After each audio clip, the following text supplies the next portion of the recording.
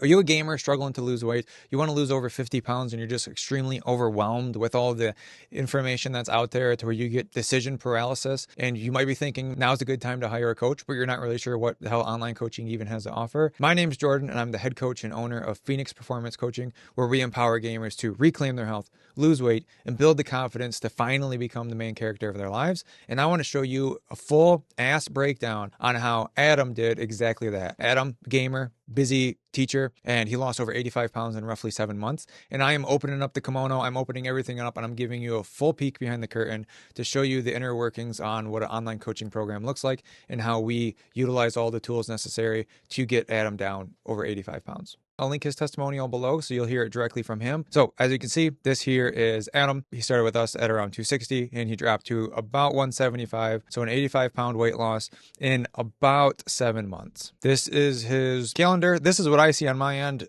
We use a customized app and everything, so it's a lot more streamlined and it looks prettier, but this is what I see on my dashboard on my end. And we started in the middle of September doing some bodyweight workouts, and I'm not going to go over every single thing here, but I do want to touch on just like what the workouts look like, what we did for nutrition, and then how we evolved that process. And so the workouts were very simple. We did a small warm-up. We did a series of exercises where we did lunges, incline push-ups, kickbacks, planks, bicycle crunches, and then rests. We did that twice. So the whole workout lasted about 16 minutes. It took him about 21 minutes. This was his very first workout. And you can see nothing insane. He logged everything as 1 rep. I'm assuming he did 10 reps of each. And so nothing insane there. No high impact, high cardio, not spending hours in the gym. Very easy, doing this all at home. He is a busy father. He had, I think, a 1-year-old at this time. Obviously, the baby's a little bit older now.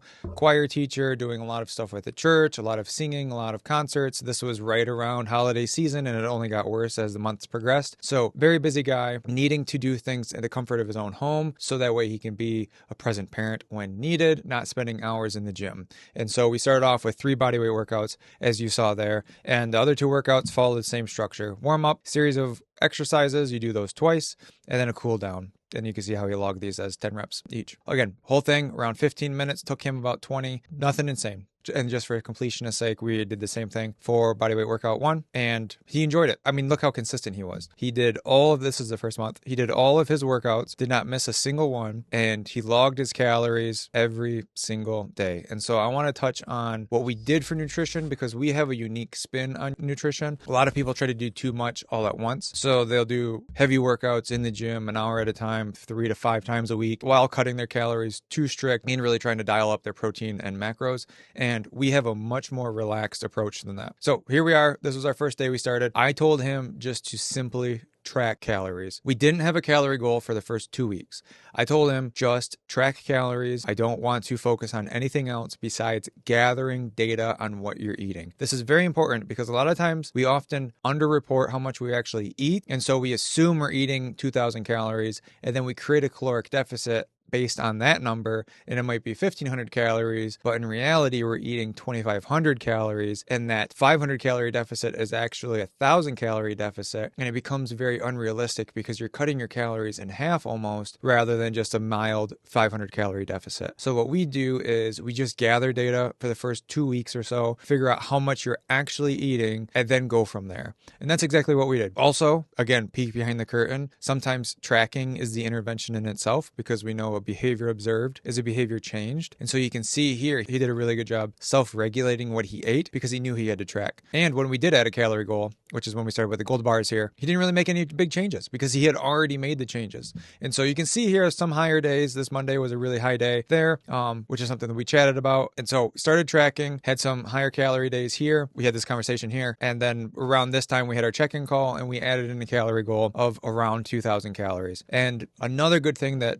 the app that we use offers, and I love this, is a golden range rather than you need to stick strictly to the 2,085 calories, which is kind of a ridiculous number because it's an educated guess at this point. So having this window between 1668 and 2502, having that, 800, 900 calorie window to where on some days you can be on the lower end and then on the weekends you can be on the higher end while still averaging out around 2,000 calories really helps with flexibility, adherence, sustainability, rather than saying I need to be staying strict to the 2,085 calories and not a 1 calorie above. That creates that all or nothing mindset, and having this 900 calorie window really helps break through that perfectionist mindset. And so after we were just tracking calories, we added the calorie goal in. We didn't add the protein goal in yet. I know it shows it here, but that was what we did in the future. We didn't do a protein goal. And then we really just stuck with that through all of October. You can see he was actually under eating quite a bit, and I know that was a conversation that him and I had. In November, we started adding protein in. So he was very consistent with calories, and then we added in a protein goal. And protein goals, again, a lot of times people overshoot. They try to eat 1 gram per pound of body weight, which if you're a bodybuilder, that's something that you can shoot for. Bodybuilders will tend to go over that, but most people are much, much lower than that. Most people, when they work with us, they come in at like 15% of their daily calories from protein, and we try to nudge them up to about 30%. And so you can see here, he's eating 23%, 40%, that was a higher day, 37, 29, 24, 28, 26. These are good numbers that he's shooting for. And we just slowly start there and we nudge the needle up. Again, going from all or nothing creates that fast crash. And what we want to do is figure out where you are and start moving the needle upward. So that way we're making progress in a very sustainable way, which you can see we did here. And we just followed that through. We kept going, same calories, and we didn't really make any changes because he kept making progress and we didn't really need to make any other adjustments. And let's check his weight. So this is where he started off with us, September 10th, 260. That was his first weight. So his last day was April 10th at roughly 175. So that was these numbers here. And as you can see, he lost weight. I mean, the results speak for themselves. So that was nutrition. That's how we evolved that. We talked about how we started with the workouts, and I want to talk a little bit more about how we're going to evolve them. So we created the bodyweight workouts. He did those flawlessly. And about a month in, he was thinking about adding in some running. I can't remember exactly if he had already planned on doing a 5K. I think he already scheduled a 5K with somebody, or if he was thinking about wanting to get into a 5K. So we decided to kind of start implementing a Couch to 5K. This is the Couch to 5K that we use. This is actually in our 1-year beginner's handbook, the free PDF. If it's in our Discord, if you want to grab a copy of it. I also have a printed copy because I like hardcover stuff. And so if you want a copy of that, I will put the link in the description to our Discord, again, completely free. But we did a Couch to 5K, and I'll explain more about it, but you can kind of take a screenshot of this. We really start off super simple. Just 1 minute run, 1.5 minute of walking, and we progress to a complete 5K at the end of week 8. So around here, around week 4-ish, we started implementing running. He actually hated running in the past, and I don't think he's ever said he's been at a point in his life where he actually enjoyed running. And so he wanted to start running because he's been getting his body moving, building that confidence, seeing significant weight loss, and he wanted to just really expand on that. And as you can see, about a month in, he started off around 255 to 260, and then he's down in almost 20 pounds in that first month, which is a bit extreme and a lot faster than most people. Most people will lose between 5 and 10 pounds that first month as we get our body moving and everything. But he was responding really quickly and wanted to really expand and capitalize on those results.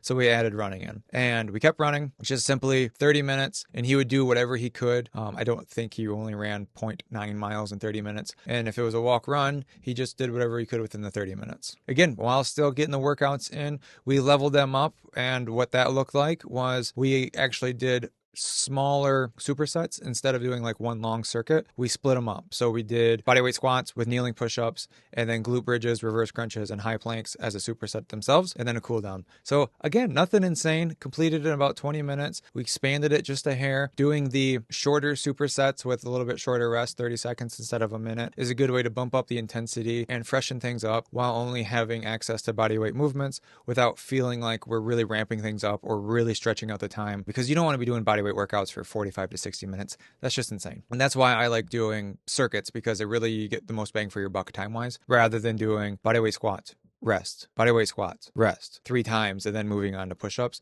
That gets very daunting and it really stretches your workout out. So that's why I like doing circuits, specifically for bodyweight movements. We just kept running, and then this is where we implemented the actual Couch to 5K. I just took that table that I showed you and implemented it here into our coaching app, and we started off kicking ass and taking names there, and kept insanely consistent with that. He did the 5K in the middle of January, and he crushed it. And around this time, I think he got sick around this time. He did some traveling and he got sick. And so he wasn't insanely consistent the entire 7 months. And so you can see how things kind of fell off. But the important thing was we got right back on it immediately when things started calming down.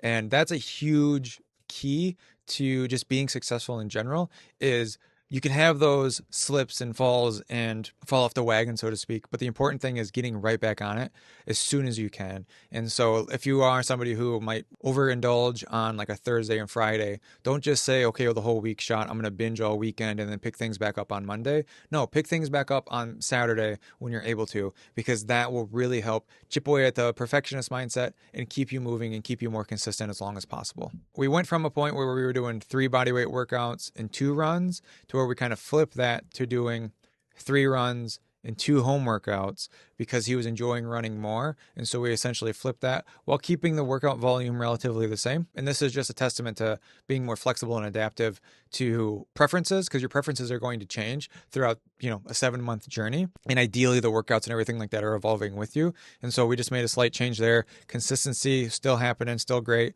We added in some protein goals and everything like this. This was actually a 2-week challenge that he crushed.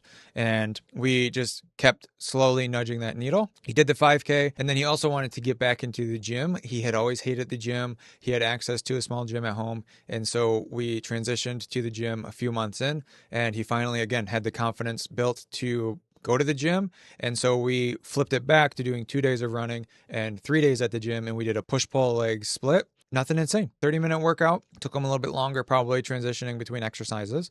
And we did a lot of machine stuff, some light dumbbell stuff. These are straight sets where you do chest press, rest, and you do that 3 times, and then you move on to the next exercise, primarily because of equipment availability at the gym. Obviously, you don't want to bounce between 5 machines. That's just a dick move. We did do supersets for bis and tris because you're just using the same equipment, and then core. I'll normally superset core. And again, quick and easy, good bang for your buck time-wise. Exercises, nothing crazy. He actually really enjoyed going to the gym because he felt like he was taxing his body in a slightly different way than he was used to. And he was building more muscle. All while, if you're keeping an eye on the weight, all while the weight is creeping downward. And we just kept that up. And then in March, he went to Ireland for, I think it was about 10 days. He went to Ireland twice during our time together. The first time was about a month and a half in. He is a teacher and they were doing recon for a school trip that they were going to in March, which I have pulled up. The first time they went, he met with their tour guide and everything like that. And he was really locked in to eating healthy, not overindulging, getting the workouts in. And the tour guide was also on a health and fitness journey. And so they not only became like gym buddies there while he was on their trip, but he also created a little friendly rivalry between America and Great Britain, I think he was, to where they were setting a challenge to see who could lose the most weight by the time they got back together in March. And Adam here absolutely crushed it. He won the challenge. He reclaimed honor for America and was able to lose a significant amount of weight and felt really confident in March when he went to Ireland to be able to kind of let his foot off the gas a little bit, enjoy and indulge in all the Irish cuisine that he wanted to, while being mindful of not over-consuming, binge eating. When he came back, he actually gained no weight. In a time when he would have maybe have gained like 10, 15 pounds in the past, he stayed consistent. And that was a huge victory for him. And that kind of told him that he had the confidence to kind of do things on his own. And that's when we ultimately decided that after the 7-ish months we've been together, it was time for him to flee the nest. And I, unlike most coaches, don't want to coach clients forever. I want clients to have the tools and skills necessary to have these lifelong sustainable habits in perpetuity, because I want to teach you how to fish metaphorically rather than just giving you a bunch of fish. And a lot of coaches want you to only feel successful when they are working with you. And that's a huge disservice to all parties involved. If I'm being transparent, it's quite dishonest, because you want to build up your client rather than feeling like you're their crutch and they're only successful with you. So that was Adam's full program. You saw it all. You saw all the inner workings. We started off with bodyweight workouts while tracking calories. Then we transitioned to having a calorie goal while slowly evolving and bumping up the workouts in an organic way that feel natural rather than the structure of these 4 weeks we're doing this, the next 4 weeks we're doing that. We rolled with the punches and we took whatever life threw at us in stride. Then we added in a couch to 5K because he wanted to get into running. He crushed the 5K. He's got another 5K planned coming up soon, and then he's doing a 10K after that. And you can see all of this while having a very linear weight loss of losing roughly 85 pounds in this given time. And if this interests you and you're ready to finally reclaim your health, lose weight, and build the confidence to finally become the main character of your life, I'm going to put a link down below to schedule a quick call with us, quick 15-minute vibe check just to get a better understanding of you and your goals. Then we can kind of go from there. Worst case scenario, you leave with some value. Best case scenario, we get rocking and rolling and you lose 85 pounds like Adam here. Awesome. I'm excited to see you guys on the inside.